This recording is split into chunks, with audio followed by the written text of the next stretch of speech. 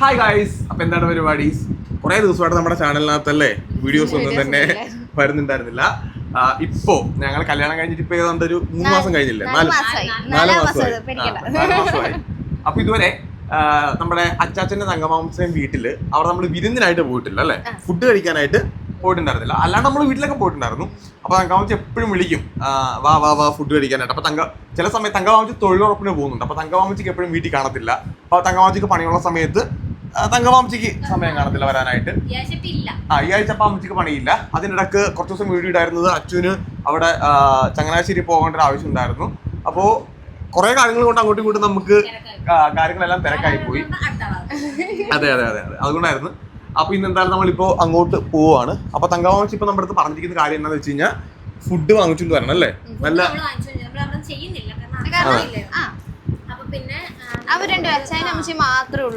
അച്ഛനും അമ്മച്ചും കൂടെ എല്ലാ ഫുഡും ഉണ്ടാക്കാനൊന്നും പറ്റത്തില്ല. അപ്പൊ പിന്നെ അതെ അതെ. അപ്പൊ തങ്കമാംസി നമ്മുടെ അടുത്ത് പറഞ്ഞിരിക്കുന്നത് സാലിക്കയുടെ കടയിൽ അല്ലേ, അതായത് നമ്മുടെ ആലപ്പുഴയിൽ ഏറ്റവും നല്ല ബിരിയാണി കിട്ടുന്ന സക്കര ബസാറിലെ സാലിക്കയുടെ കടയിൽ നിന്ന് ബിരിയാണി വാങ്ങിച്ചുകൊണ്ട് ചെല്ലണമെന്നാണ് അമ്മച്ചി ഐസ്ക്രീം പറഞ്ഞിട്ടുണ്ട്.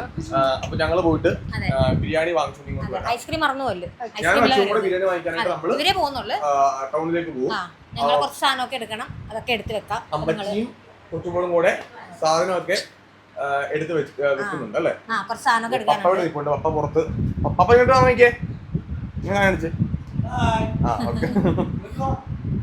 ഉച്ചയ്ക്ക് ഒരു ഫംഗ്ഷൻ ഉണ്ട്, കഴിഞ്ഞ ഒരു പരിപാടി ഉണ്ട്. അവിടെ പപ്പ വരുന്നില്ല, ഞങ്ങൾ മാത്രമേ വരുന്നുള്ളൂ.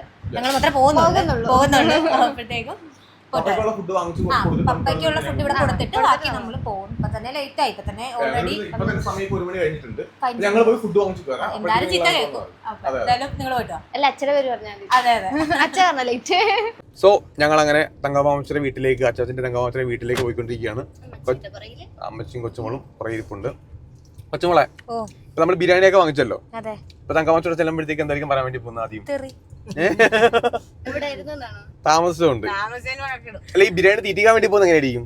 അത് പിന്നെ പറയണോ എന്റെ പൊന്നോ, ഒരു പൊതി ഉണ്ടെങ്കിൽ ആ പൊതിയുടെ കവർ വരെ കഴിപ്പിക്കും. അങ്ങനെ അമ്മച്ചി കഴിപ്പിക്കും. ഫുഡിന്റെ കാര്യത്തിൽ അമ്മച്ചി ഒരു തങ്കമാച്ചി എപ്പൊ കണ്ടാലും ഇപ്പൊ എന്നെ കാണുമെന്ന് വിചാരിച്ചു. എന്നെ കാണുമ്പോഴേക്ക് തങ്കമാച്ചി ആദ്യം പറയാൻ വേണ്ടി പോകുന്നത് എന്തായിരിക്കും അറിയാ? അയ്യോ എന്റെ മോൻ ക്ഷീണിച്ചു. ആനയെ കൂട്ടിരുന്നാലും അങ്ങനെ പറയത്തുള്ളൂ. അതത്രേ ഉള്ളൂ. അത് ഞാനിപ്പോ നമ്മൾ അത്ര തടി വെച്ചെന്ന് പറഞ്ഞാൽ, പ്രത്യേകിച്ച് ചേട്ടാ എത്ര തടി വെച്ചെന്ന് പറഞ്ഞാലും ഞാനിപ്പോ നല്ല സൈസായിട്ടിരിക്കട്ടെ തങ്കമാച്ചി പറയും അയ്യോ ക്ഷീണിച്ചു പോയല്ലോ എന്ന് പറയും. പിന്നെ ക്ഷീണിച്ചു പോയല്ലോ പറയത്തുള്ളൂ. തങ്കമാച്ചി ഈ ചായ കുടിപ്പിക്കണെന്ന് അറിയാവാ? നമ്മള് സാധാരണ രാവിലെ ഒരു ഗ്ലാസ് ചായ അല്ലേ കുടിക്കുക. അതെ അതെ.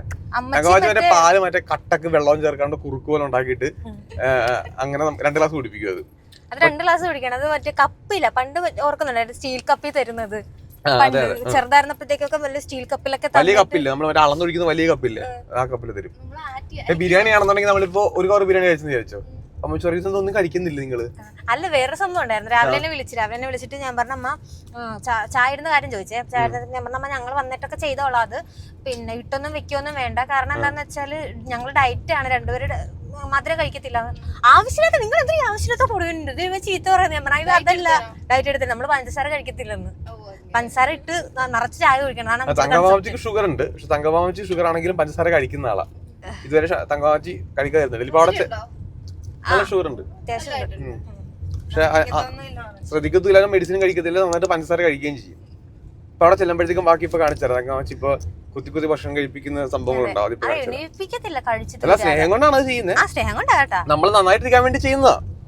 അത് പ്രായമായിട്ടുള്ള എല്ലാ ആൾക്കാരും അങ്ങനെയൊക്കെ തന്നെയായിരിക്കും. സോ ഗൈസ്, കൊച്ചുമോളത്തോട് മൈക്കുണ്ടേ.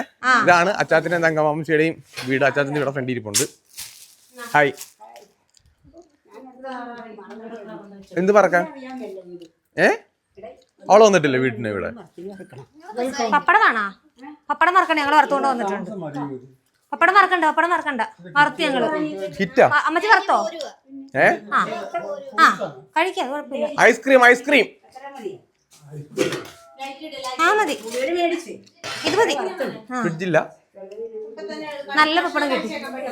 കൊച്ചുമോളെ കഴിക്കാനല്ലേ? നല്ല പപ്പടം കിട്ടി. ഇതാണ് അച്ചാച്ചന്റെയും തങ്കമാംസിന്റെയും വീട്. നമ്മുടെ ഒരു കുഞ്ഞു വീടാണ് കേട്ടോ. ഫുഡ് എടുക്കുവോ കൊച്ചുമോളെ? എടുക്കാൻ പോവാ.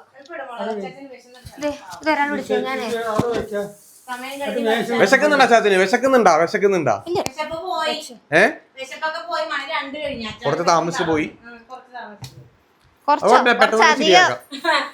പെട്ടെന്ന് ശരിയാക്കാവേ.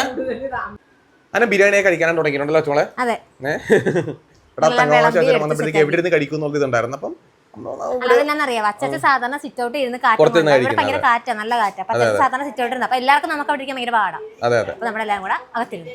അതെ, കൊച്ചുപൊടി ഞാനും കൂടെ ഇവിടെ സോഫാ സെറ്റ് ഇരിപ്പുണ്ട്. മോൻസമ്മച്ചും അച്ഛനും കൂടെ അവിടെ കട്ടിലിരിപ്പുണ്ട്. അച്ഛനും അമ്മച്ചും കൂടെ അവിടെ ഇരിക്കുന്നുണ്ട്.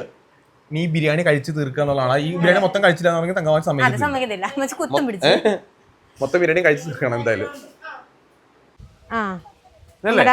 അതെ അതെ അതെ, നമ്മുടെ വീട്ടില് കുറച്ച് കൃഷിയൊക്കെ ഉണ്ട് കേട്ടോ.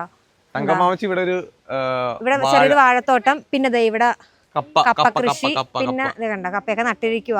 അപ്പുറത്തെ എന്ത് പഴമാ ഇത്? കൊല. എന്ത് കൊലയാ? ഞാലിപ്പൂവിനോ? ഞാനില്ലല്ലോ, പാളയംകോടനാണോ? പണ്ട് കപ്പക്കാളി അല്ലായിരുന്നു സ്ഥിരം തന്നു വിട്ട്.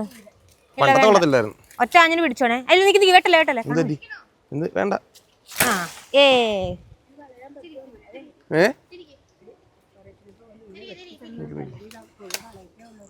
അത് ആ മൂടിലോട്ട് കുത്തിയേട്ടായി.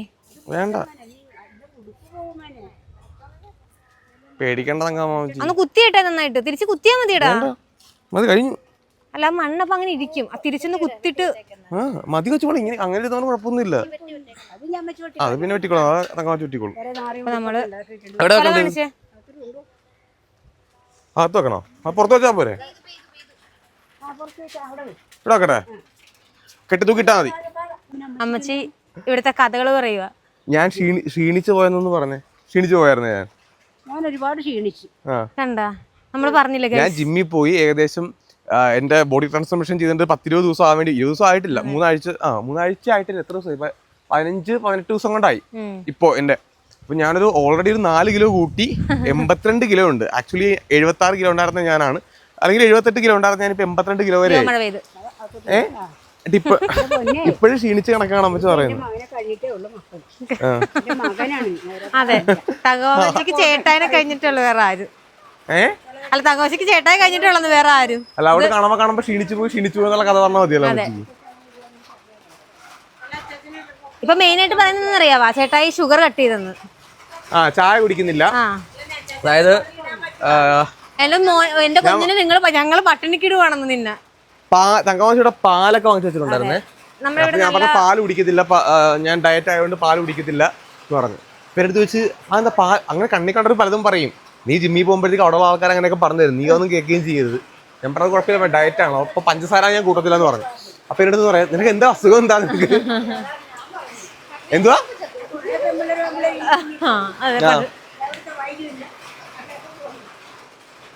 അമ്മച്ചിക്ക് ഡയറ്റ് എന്താണെന്ന് അറിയത്തില്ലല്ലോ. അപ്പൊ ഡയറ്റ് കാരണം അറിയാത്തതുകൊണ്ട് അമ്മച്ചി അങ്ങനെ അമ്മച്ചിയുടെ ഭാഗത്തുള്ള കാര്യം പറയാം. അമ്മച്ചിക്ക് എപ്പോഴും നമ്മളെ മാക്സിമം കഴിപ്പിക്കണമെന്നാണല്ലോ, അതുകൊണ്ടാണ് അമ്മച്ചി അതിനൊക്കെ പറയുന്നത്. കുഴപ്പമില്ല.